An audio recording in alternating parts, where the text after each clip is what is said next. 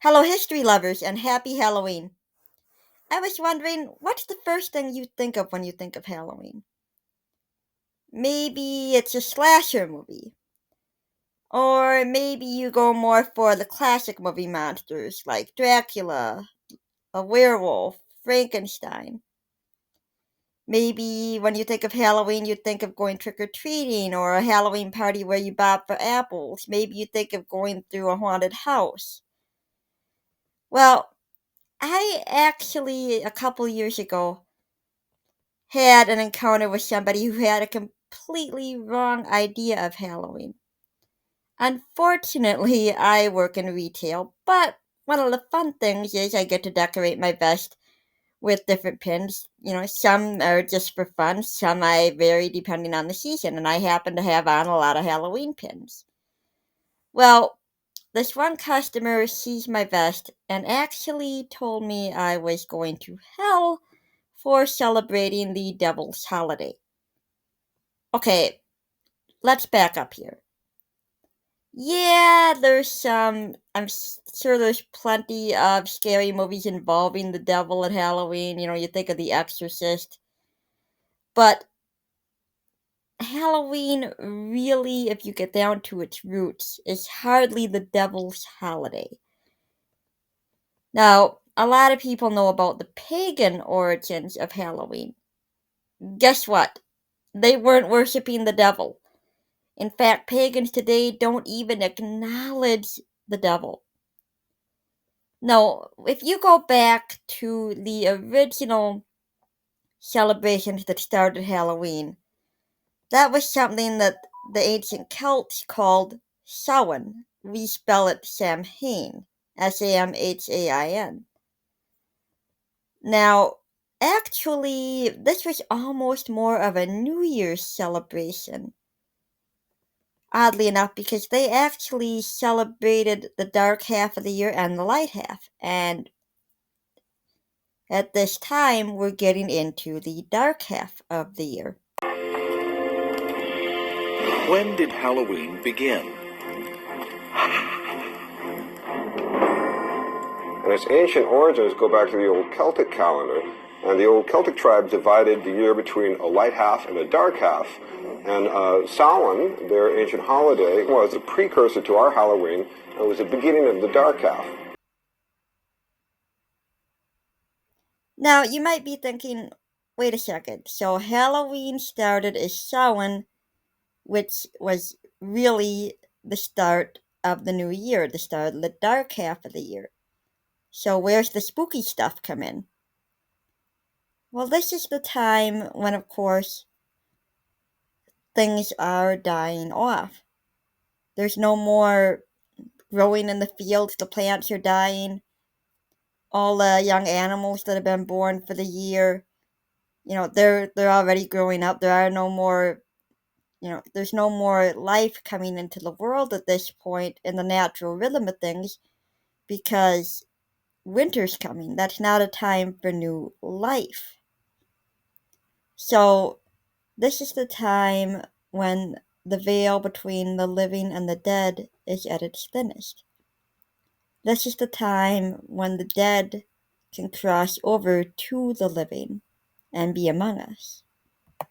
For most of the year, the border between these two worlds was firm, the rules of engagement clear and well defined. But on the night of Samhain, that border dissolved. The veil grew thin, porous, and all the laws of nature and spirit were suspended. Now, if you're Hispanic or familiar with Hispanic culture, you might be thinking that sounds a lot like Dia de los Muertos, the Day of the Dead. And actually, in its spirit, at heart, Samhain and Dia de los Muertos are basically the same holiday across cultures. And I think that's really amazing that two different cultures know the significance of that date. Look, Dia de los Muertos is the one night of the year our ancestors can come visit us. We've put their photos on the ofrenda so their spirits can cross over. That is very important. Now, the spirits of those who have passed away returning isn't necessarily a scary thought. It can be pretty heartwarming. I mean, just think about it. If you've lost grandparents or parents or, anyone you've loved who has moved on, they're with us again right now at this time of year. We might not be able to see them, or, if you believe people who say they've seen ghosts, maybe we can. But, that's not necessarily a scary thing. Like I said, it can be heartwarming. Our loved ones are with us once more. But the spirits of those we love aren't the only ones who can come across the veil, and that's where the scary part comes in. But Samhain was not only about benevolent spirits. Malicious forces, fairies, and restless dead were thought to roam too. These could sour milk, blight crops, or lead travellers astray in the dark. Communities built great bonfires on hilltops. From these sacred flames, families relit their hearths, carrying protection and unity into the long winter.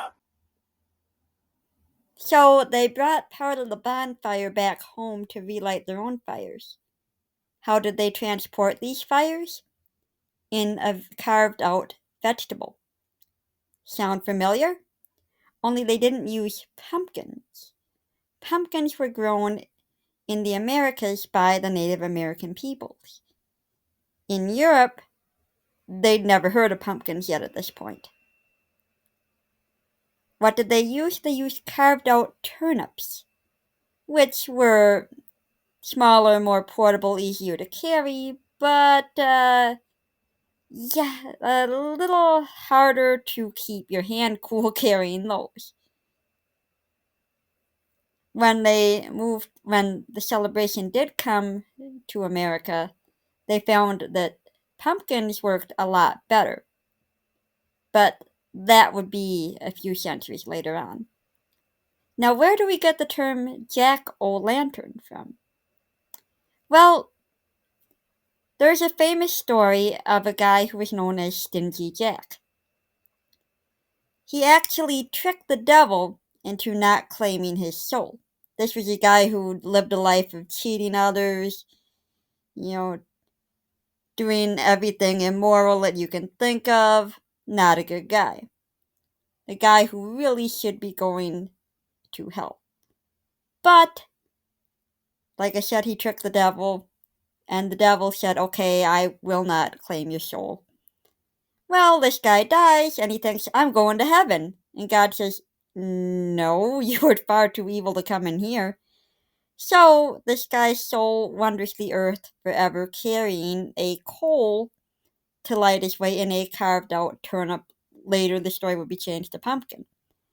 And he was known as Jack O' Jack O' So, that's where that term comes from. Now, this was a night when scary beings from the other side could cross over. Well, how did you protect yourself on this night? Well, for one thing, people wore costumes to make themselves look like those beings. The basic idea was to pretend you were one of them. Oh, you're a ghost or monster from the other side? So am I. You go hunt that way, I'll go hunt this way, okay? That was the basic plan. And people would leave treats out for the ghouls to appease them. Yeah, take my food and please go away. Only, of course, it wasn't the monsters from the other side who were the ones who were taking these treats. And sweet treats were left out in an effort to appease these beastly beings. But in the absence of actual monsters, some enterprising human souls began going door to door. So I think we've established Halloween is not the devil's holiday. It is a holiday with pagan roots, but if you hate Halloween for that, I've got some really bad news for you about Christmas. And I'd better not see you dyeing eggs at Easter if you hate pagan holidays, because dyeing eggs goes back to the pagan holiday of Ostara. So, yes, it has pagan roots, but that does not make it the devil's holiday. Now, of course, it did become connected to certain Christian beliefs later on. The story of Jack, it mentions heaven and hell. Those are not pagan concepts. So, how did Halloween, how did Samhain survive to the modern day when so many pagan things were actually lost for so long? Well, like so many other things, when Christianity came along and so many Christians wanted to convert pagans, they decided to combine things. And they thought, well, let's combine the day with All Souls Day as a day to remember the dead. Because Samhain fell on the night of October 31st, before All Hallows Day on November 1st, people started calling Samhain All Hallows Evening, the evening before All Hallows Day. This shortened into All Hallows Even, and finally into Halloween. Now, Halloween is a holiday with ancient pagan origins, particularly Celtic origins. Christianity adopted it, made a few minor changes, kind of blended it with the Christian traditions, but it still wasn't all that popular in the Americas until the 1800s during the Irish potato famine. Then you had a lot of Irish immigrants coming over, and they brought the custom with them. Now, you might be wondering about trick-or-treat, because who can imagine Halloween without trick-or-treating? Well, that goes back to the practice of souling, getting soul cakes. Children would go door to door, sometimes maybe not even children, sometimes maybe just people who needed some cakes to survive on, some food, and they would knock on your door and they'd say, if you'll give me a cake, I will say a prayer for the soul of your departed loved one. So you would get a soul cake, and then hopefully the person was true to their word and they would say a prayer for the deceased person. But now, how did that become trick or treat?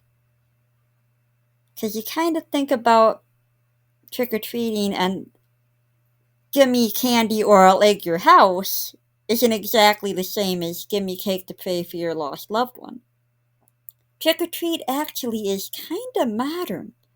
The phrase really doesn't go back all that far. And though the custom goes back centuries, the phrase trick-or-treat is probably less than 100 years old.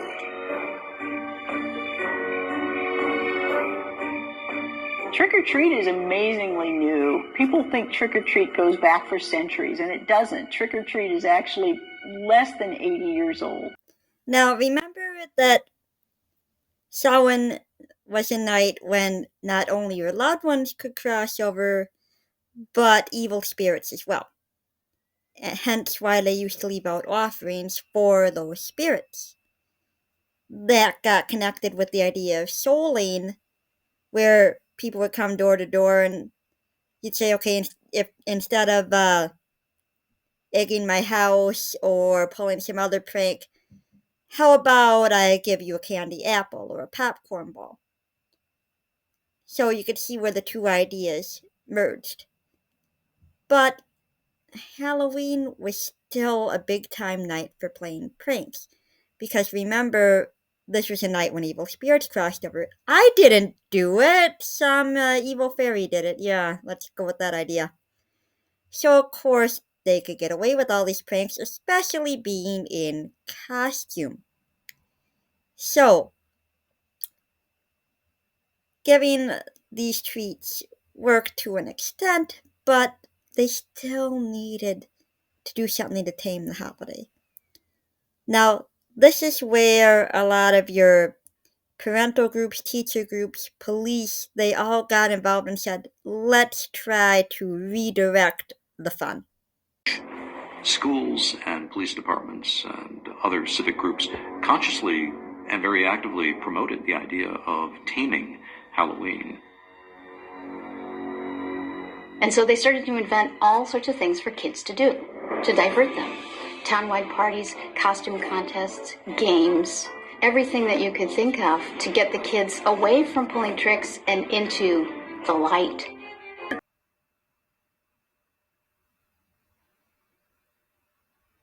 From there, of course, it was just a question of marketing. Companies competed who's making the best candy because giving a chocolate bar was a lot easier than actually baking a cake or a cookie or making a popcorn ball, candied apple. It's already done, already made, you just have to give it to the kids. Companies were competing to make the best costumes. Who could come up with the best props for Halloween parties? Marketing had a field day, ran with it, and from there things just evolved. And of course, mass media is a big part of that. And It's the Great Pumpkin. Charlie Brown was the first popular televised Halloween special for kids. In 1966, Halloween found a home where all pop culture ultimately goes: TV. Halloween's stature zoomed off the charts when America went trick-or-treating with Charlie Brown. Of course, It's the Great Pumpkin. Charlie Brown is still incredibly popular today. It's a Halloween staple. It's shown every year. Very much beloved all these years later. But it's not the first time that there was anything animated to do with Halloween. You can go back to Walt Disney's The Skeleton Dance in the 1920s. And of course, there have always been scary movies. You go back to even the silent film era had monster movies. And then you think of the classic Universal era. During the 1930s and 40s, you had, Dracula, Wolfman, Frankenstein, all the monster movies we associate so strongly with Halloween today. Now, those weren't necessarily Halloween movies, though. They were scary movies. They were horror movies, monster movies. But now, the first movie to ever link that kind of thing specifically with Halloween was the first movie in the Halloween franchise. The idea for calling my film Halloween came from the distributor. And when he said it, I thought, he's right, absolutely right. There's never been really a Halloween-themed film. So there you have the idea of the slasher film connected to Halloween. And of course, that's probably the type of movie I think people are most likely to watch at Halloween these days, rather than your traditional monster movie. People are probably more likely going to go for a slasher film. But like I said, the idea of a scary movie goes back all the way to the silent film era. You had Nosferatu. You had London After Midnight starring the great Lon Chaney, which was a vampire movie. So, like I said, the idea of a scary movie, a horror movie, is as old as movies themselves. In fact, Thomas Edison actually made a film version of Frankenstein. So, yeah, like I said, way back there. As long as movies have been. And of course, Halloween being a scary holiday, that just naturally tied in. I was thinking it's kind of strange how Halloween has evolved and continues to evolve. For a day that's meant to celebrate the dead and to honor the dead, connect with them, I think Halloween is probably the most living holiday. You look at Christmas. Those traditions don't really change much. You got your tree, you've got your gift giving, your carolers, family get together.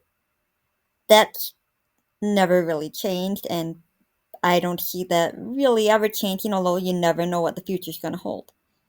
You look at Easter. Family dinner of either ham or in some cases lamb, egg dyeing, Easter baskets with chocolate candy, pretty much always the way Easter is going to be celebrated, but Halloween has gone through changes more throughout the years. You know, you go back to the ancient origins of connecting with the souls of those who have moved on, and that isn't even really much of a thought these days with it. And Halloween continues to evolve to make it a safer holiday. I remember my mom has often talked about the terrible tragedy of Lisa French, who was a young girl who met a violent end while out trick-or-treating. And that was due to a neighbor who knew her. And after that, she said that's when trick-or-treating moved more to the daylight hours, at least as far as she remembers Halloween being different when she was a kid. You look at trick-or-treat today, in my community, it's at 3 in the afternoon and it's done by 5 at night, while it's still light out. Big change from the way trick-or-treat used to be years ago. These days, there's a lot more trunk-or-treat. Or I've even heard of communities where it's all done, in one gymnasium. Kids get their candy there and then they go home. So Halloween continues to evolve to become a safer holiday, but I hope it never loses that fun. And I hope that I've helped a few people maybe realize that, no, like I said, not the devil's holiday. Nothing to do with the devil. And a couple of ideas if you want to celebrate a very traditional Halloween. Maybe when you're carving your jack-o'-lantern, inscribe the names of loved ones who are gone. Maybe hold a dumb supper, which is setting out a place at the table for a loved one who would normally be sitting there who's now gone. Parent, grandparent, someone who's close to you. Look at things that remind you of loved ones who have passed. Old letters, old photos. Maybe go to a cemetery and make a grave rubbing. Nothing says that's how you have to celebrate Halloween. It's meant to be fun, that's up to you, but those are just some ways to get more in touch with the true roots of the holiday. So, I hope everyone has a very safe and happy Halloween, however you choose to celebrate it. And until next time, take care.